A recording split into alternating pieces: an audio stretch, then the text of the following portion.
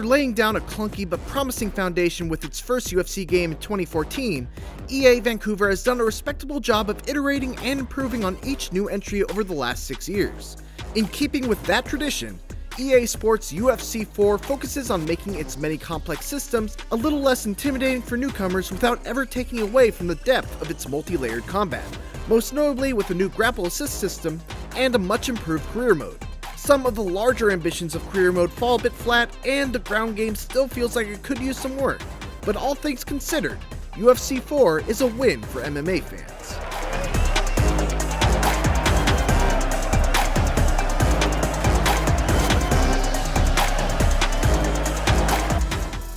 UFC 3 made some big power moves by dramatically revamping the entire striking system, but UFC 4 is more about finesse. It makes small but necessary adjustments like the way it tweaks the clinch game. It's now much more fluid and works more like a natural extension of the stand-up combat rather than its own separate minigame. There are no more transition denials on the feet, and all you have to do to break free is move away.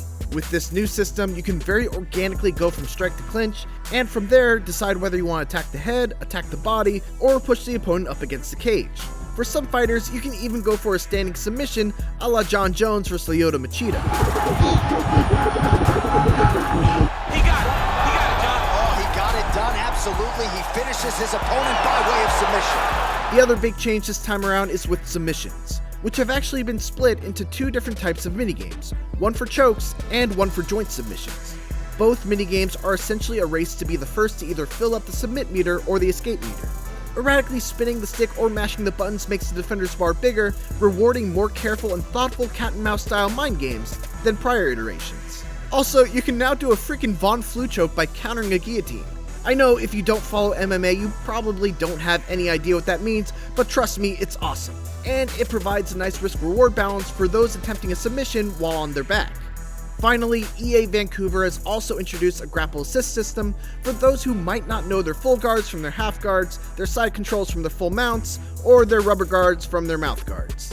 When using grapple assist, instead of transitioning to specific positions while on the ground, you can just choose to transition based on what it is you want to do. It's not ideal, but for those who are just picking up UFC for the first time, it's a great shortcut to start having fun without having someone explain to them what all the different positions mean, which ones have submissions, and which ones you can get up from.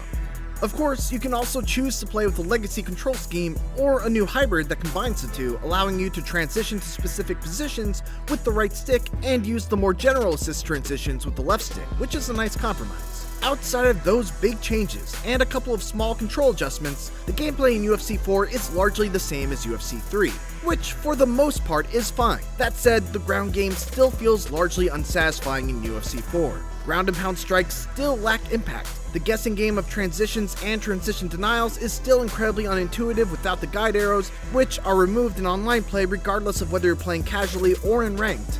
And there's still very little in the way of feedback to let you know why you lost a position or why your opponent's transition beat out yours. There's still work to be done to get the ground game up to the level of the striking. Hello? Anybody home? What, you daydreaming again? Number of times I've seen you looking up at this wall. I told you you'd make it to the big show. Now here we are.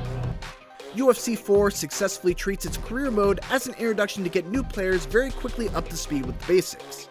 After getting your ass kicked in your very first amateur fight, you're taken under the wing of Coach Davis, a fictional former UFC fighter who walks you through an extended tutorial that crucially follows up each lesson with a fight centered around the concept you just learned.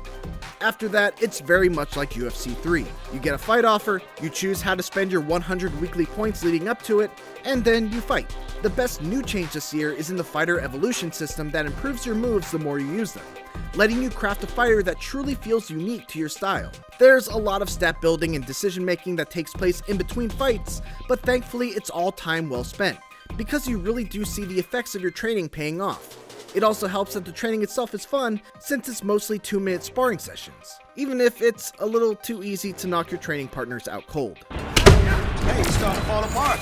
I'm less impressed by the emphasis on choice in the story, which feels a little half-baked. Occasionally throughout your career, you'll be given opportunities to choose how you respond to certain social media posts from fighters, or how you react to certain events like a fighter pulling out of a fight due to injury. There is a gameplay element to it all in that if you have a bad relationship with the fighter, you won't be able to invite them to your gym and learn one of their signature moves. But the trade-off is that when you potentially fight them down the line, there will be more hype to it. The problem is, none of that really made much of a difference because there are already so many other fighters to invite to your gym, and the fighters that I did start beef with early on never resurfaced once I started climbing the ranks.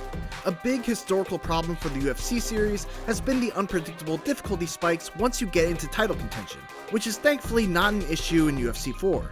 The difficulty remains relatively consistent all throughout, and while there's definitely a leap in difficulty once you reach the upper echelon of a division, it never feels unfair. It also helps that you can set your difficulty level right from the start and change it as you see fit, and you can choose whether you want to retry a fight or accept the consequences of a loss and continue on.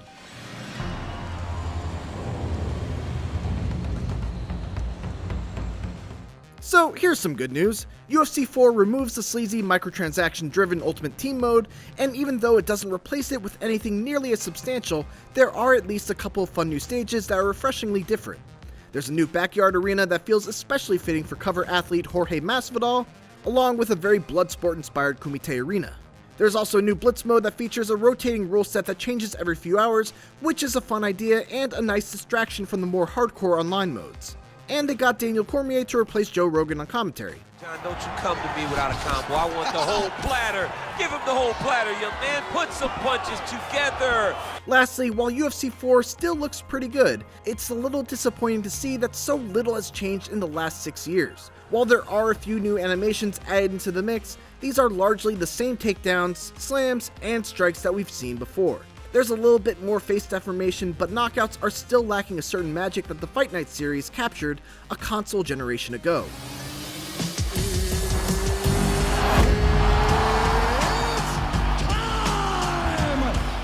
EA SPORTS UFC 4 is a largely iterative sequel that tightens up some looser parts, makes a few smart tweaks here and there, and doesn't rock the boat all too much. The new submission system is a big improvement over prior years, and there are great changes to career mode that make it much more fun to mold a fighter that suits your own playstyle. The new grapple assist system is a great tool to help complete newcomers not feel lost if they get taken down, and as a whole, the fighting system remains incredibly deep. Long-standing problems still remain in the ground game and some dated visuals, but without any competition for the title, EA SPORTS UFC 4 still remains the king of combat sports. For more UFC 4, check out our gameplay video of Tyson Fury vs. Anthony Joshua. And for everything else, keep it here on IGN.